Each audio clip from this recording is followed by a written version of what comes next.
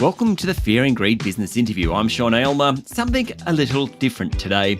In October 2020, in the midst of the pandemic and lockdowns, I spoke with Domino's CEO, Don Meij. Don spoke with me from hotel quarantine, having made a very rare trip overseas.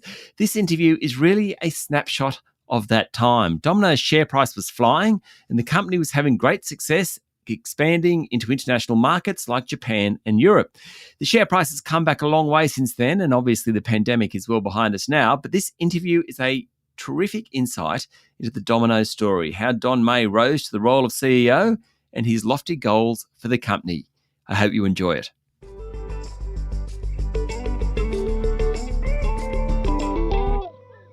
This morning, I'm delighted to welcome to Fear and Greed Chief Executive Officer of Domino's, Don Meij. Good morning, Don. Good morning. It's great to be here. Now, tell us about the history of Domino's in Australia. What's the Domino's story? Yes, so Domino's in its early years struggled internationally, very, very US-centric and like a lot of international businesses, which in fact we learned from when we finally went international, just didn't really understand the Australian consumer. And so it arrived here in the 80s and we acquired the business in 93. So we were a little Brisbane company called Silvio's Dollar Pizza. And the owners of Silvio's acquired Domino's out of its third liquidation in Australia in 93. Wow. And we built the business from there and now taken it globally, ironically as an ASX-listed company with a US brand. So over that 27 years, you acquired stores and then opened your own stores under the Domino's brand. Is that how it worked? Yeah, so what happened is that 93, we still ran the two businesses separately for 2 years. I actually ran Domino's and the founders of Silvio's ran Silvio's.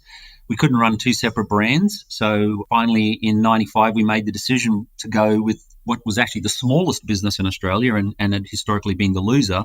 But we converted our Australian business to Domino's because we really realised that there was a lot of global insights from Domino's and being part of the global family would take us to another level. Then with our own Australian insights of running a business in Australia, a lot of people don't realise, but Australia doesn't have a third workforce like most other countries around the world. We're a very socialised labour force, and therefore it's, we through training and so on, we get a whole different productivity model. Taste buds for Australians are very different to Americans, which may surprise us a little bit, but, because of our Asian-centric rather than Hispanic-centric. So there's all these sort of different insights with product, with running teams that, the Australian knowledge, US brand, and we took on Pizza Hut in those early days. Sure did. And in the end, you've grown to be much larger than most of your competitors, in fact, all of your competitors in your market. Why do you think Domino's is so successful? Is there one thing you can put your finger on? Yeah, we're obsessed with the value equation for customers, and it's all about the customer. So we're obsessed with listening to the customer, and the way we talk about value is that it's product, so the quality of the product, the service, and the image divided by the price. So the better the product versus the price or the service or the image, then the better the value, and that we work on that equation permanently. So we're always trying to think of how do we make our product better, our services better, which today often comes with technology. The image of the brand, so the image both with the way our team members engage or our stores or our websites, and all of that gets packaged up into the value equation, and it's all driven with an obsession around the customer. Okay, now I've spoken to you before and you talk about the time to deliver a pizza. You need a great pizza, but also the importance of getting it to the customer quickly. Can you explain that a bit? Yeah, so we use the phrase internally that time is the enemy of food. And that is that as soon as a product is freshly produced in any kitchen, it starts to deteriorate quite quickly, by the second. And so we're obsessed with getting it from out of the oven and into the customer's hands as quickly and as safely as possible. So we have a project called Project 310, which is the ultimate goal for all of our stores globally to deliver in under 10 minutes. We have a number of stores around the world who do that consistently now already. When we started this project, just to put into perspective, our average delivery times used to be 25 to 28 minutes around the world. We now have a store, the world record for our company is out of a store in Tokyo, Japan, with 2 minutes and 27 seconds for a whole week, freshly made. And this is what really startles people, is that you can make 1.2 billion variations of a Domino's pizza. So it's got to be made fresh. There's nothing that's pre-made. It's fresh dough. It's freshly topped and freshly cooked. And we're doing this with a lot of what we call co-pilots and technologies, so that they're giving us, we've got faster bake ovens. We're getting smaller delivery areas. We have a thing called the future order screen, which when a customer's inside the app's already predicting their order. and it gets it to about a 98, 99% accuracy, and then we start making and baking before the customers even press enter. So we've got a lot of these sort of things that we're doing. How does that work with the app? How do you get a pizza in under 3 minutes from order to delivery? So if you imagine, if you're in the app, it takes 2, 3, 5 minutes to, as you're playing around with your product and manufacturer, you're designing your own pizzas or your own order. Our algorithm's already predicting where you're going to get to, and with AI, and then we're actually already starting the process of making and baking your pizza. Wow. And it takes, freshly made pizza takes a couple of minutes. It cooks in about 3 minutes, and then the drive times today are about 3 minutes. So if we can get an advantage there, and then and there's so many other ones. Like we just launched in Australia a piece of technology called Call on Arrival. And what we learned when we're trying to, crush time is that in a manual process, if we called the customer and asked them to meet us at the door, then we would save 1 to 3 minutes because the customer would actually come out and meet us.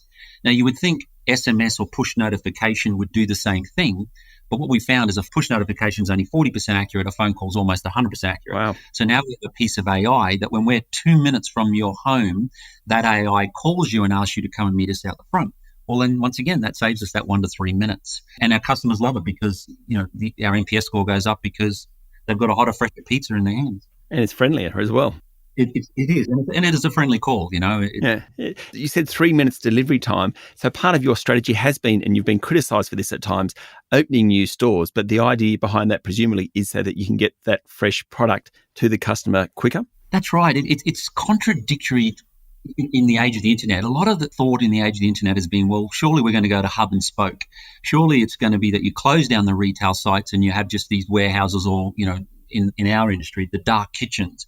But actually, the biggest cost of anything for delivery is the actual labor cost of the human beings getting that product to the customer. That's the largest cost globally for us in our business. So by getting the kitchens actually closer to the customer, we reduce our biggest cost. And we also, obviously, customers love it, so our sales go up because we're delivering a hotter, fresher pizza. So long story short, getting these kitchens within a 3-minute radius of every customer in each of our countries is our goal. And the data, what does that show in terms? Because the criticism has been around on the franchisee front that you're splitting areas, but what's the data show on that? Yeah, so the reality is that we continually show that the original store recovers within an 18 months to 3-year window. And what we do for the franchisee is we give them royalty and advertising waivers to absolutely safety net that. So when we sit with a franchisee, number one, we can't make an area split. They own that territory for 10 years. And that's one of the other misunderstood things. So it's up to the franchisee. So we come and present them with the data and we say, look, there's a viable store. Your store will recover in 18 months to 3 years. What we'll do is we'll subsidize to make sure that that's safety netted. And then you end up with 2 stores. And in the end, the franchisee can either choose to do it. They could either sell the territory or choose not to do it. Their choice. Something I find interesting with Domino's management, many of them have actually run pizza places themselves, actual stores. That's right. I'm a 33-and-a-half-year veteran now, and I was a franchisee where I grew from 1 to 17 stores and used the equity of those stores to buy part of the company and become the CEO back in 2001 and 2002.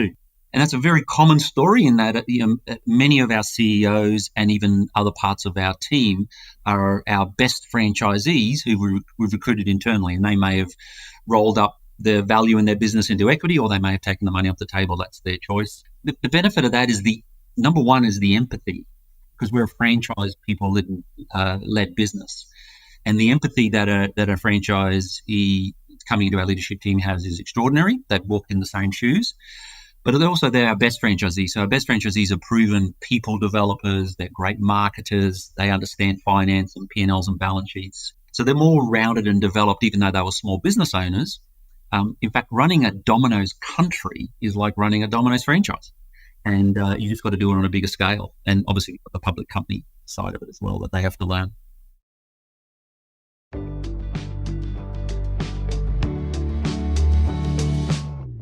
The last few years, you've really moved offshore into Europe and Japan. I suppose a couple of things there. Is the Australian market saturated yet? And then why did you go offshore? It's so interesting. When we listed the business, we thought we would run out of feed in Australia well earlier, and we still haven't. The data still shows that there should be 1,200 stores between Australia and New Zealand over the next 5 years, and that still would make us materially smaller than McDonald's or KFC or Subway, believe it or not. So we'd still be only the fourth largest fast food company in Australia with 1,200 stores in Australia and New Zealand. But, in the early days, we thought, will we be an Australian-only business with 5 or 6 brands, or should we go offshore? Are we really good at Domino's? And we originally went into Europe. We now have 5 countries in Europe. We're now in Japan. And the really interesting thing is, in my early days, I used to have 2 envies of the world for the rest of the Domino's businesses, is that, the population was small in Australia and New Zealand and the Aussie dollar was all over the shop. Well, today we service 340 million people. That's more population than the US. And when you combine those 9 countries together, they have a GDP larger than China. So we have this incredible opportunity now in what are the unloved economies of the world. Most companies in the last 10 to 15 years have talked a lot about the BRIC nations, the very romantic emerging nations. Well, we've gone into some of the most business-friendly economies in the world, like Japan and Germany and France and the Netherlands and the Benelux.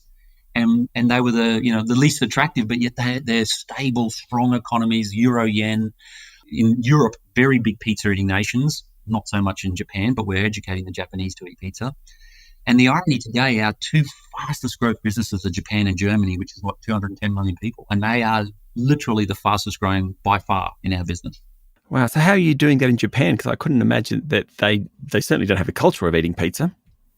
It's really interesting. We've become fashionable. It's really funny that most Australians would think of Domino's as a brand that's been around a while. But in Japan, we were just, in fact, on Sunday night, there was a 54-minute TV program all on just Domino's in Japan, how we're bringing authenticity externally, but embracing in a Japanese way. And so we've got this barbell strategy where on one end, it may surprise Australians that we sell pizzas for $50 or $60. And they're very premium product, quattro, 4 styles of pizza on one pizza, very premium. And on the other end, we've got more a value kind of product, which is the Japanese would consider quite American. So pepperoni, cheese pizzas and simple pizzas. And this barbell strategy means that we're servicing what we call meal as a task. So the growing single householders in Japan, a lot of, unfortunately, Japan's had a shrinking population, an aging population. So we're doing quite well with single and dual householders. And on the other end, with the big premium products, we service special occasions and fashion. I mean, a really interesting one is we launched a 1 kilogram of cheese. That can't be healthy, Don. Well, it's indulgent and it's been extraordinary. We moved the dairy market of Japan. Wow. With a 1 kilogram cheese pizza. And we've relaunched it in 3 different variants since, a 750 gram and a 500 gram different, but it's just so exotic and so different and fashionable. So long story short, we're on trend and, That's great. That's where you want to be. So are Europe and Japan the geographies where you'll get most growth in coming years? Yeah, so Australia and New Zealand, still a lot of growth, but outstripped now by just clearly population, size and scale of mainland Europe in our businesses there. In the near term, Japan is now, we have more stores in Japan than Australia. We just passed that in the last month and they're just shooting away now. So in the next decade, Japan will probably become our biggest business, then to be eclipsed by Germany in the longer run. And only because the Germans eat a lot more pizza. Right. So, yes, coming from further behind, we only have 335 stores in Germany right now versus our 710 in Japan. But yeah, and then of course you've got France and the Benelux, which is about the same size as Australia and New Zealand population-wise, is still got a lot of growth. So Benelux being Belgium and Luxembourg, is that right? Belgium, the Netherlands, and Luxembourg, yeah. Right, yep. Originally, most of our profit has actually been made by Australia, New Zealand, and the Benelux, which is about 60 million population. But now the other 280 million, which is the bigger business, is now the real surging business, which is largely Japan, Germany, and France. Yeah. Now, I mentioned in the introduction just how well your share price has gone in recent months during the pandemic. How have you handled, and your staff and your teams handled the pandemic?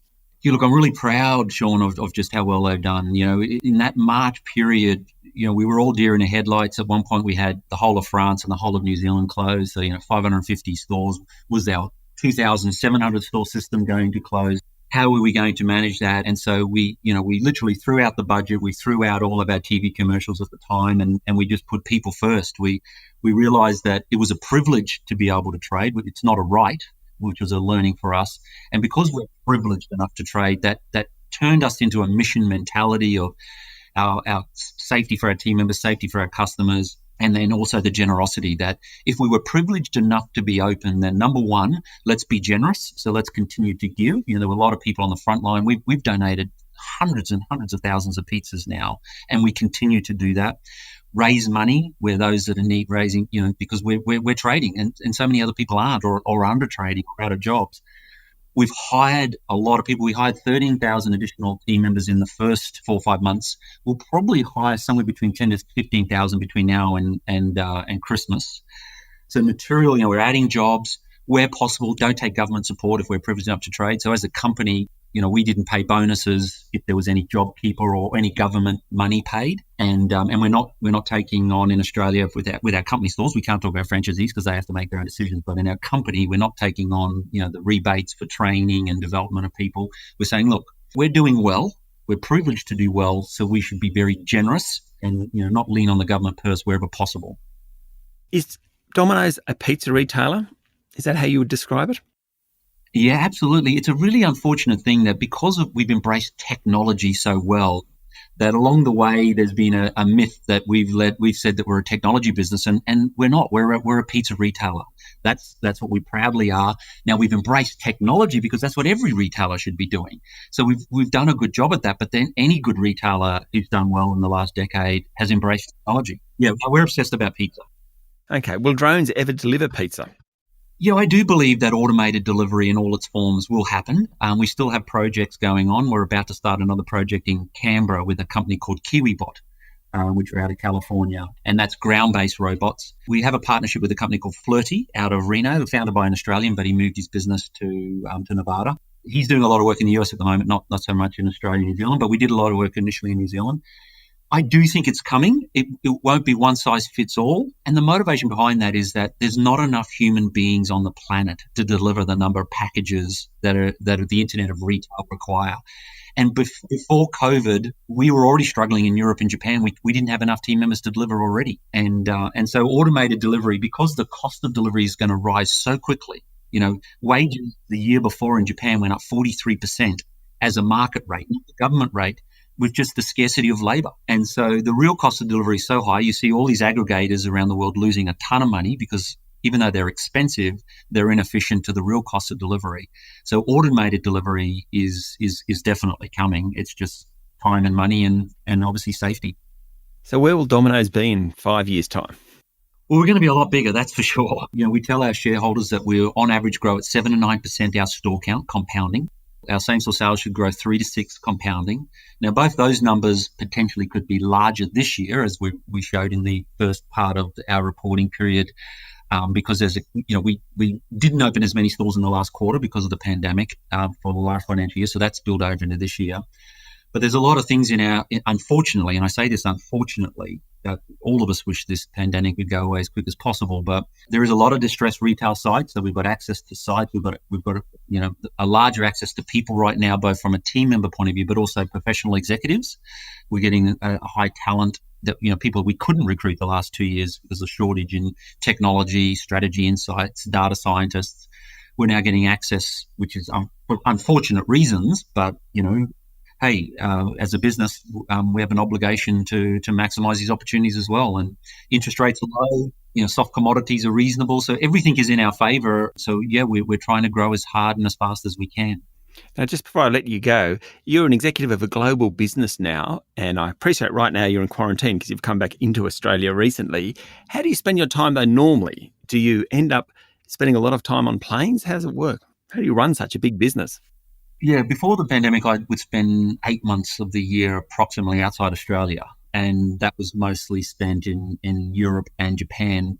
But we also, part of my role is also discovery. So whether it be other future countries or going on technology and product tours, to make sure we're at the front of where is the best retail technology. And so between our own business and trying to stay on the forefront, it kept me out of Australia about 8 months of the year. So, but I loved it. Don't get me wrong. It's not for any. I love our business. It's interconnected with my life. So it's hard for me sometimes to define: is this work or is this the passion of my life? No plans to give up soon then, Don? No, I'm going to be here as long as shareholders want me to be here and as long as my health keeps me here. So, I'd love to be able to celebrate a 50th anniversary one day at Domino's, but, we're a public company, so, you can't be a passenger, right? You're only as good as your last result, and you've got to stay on. You've got to keep reinventing yourself as well as an individual. Well, after a couple of years where it's not quite clear what investors thought, certainly more recent times, they're big fans of you, Don. Thank you very much for talking to Fear and Greed. Thank you, Sean. It's my pleasure. That was Chief Executive Officer of Domino's, Don Meij.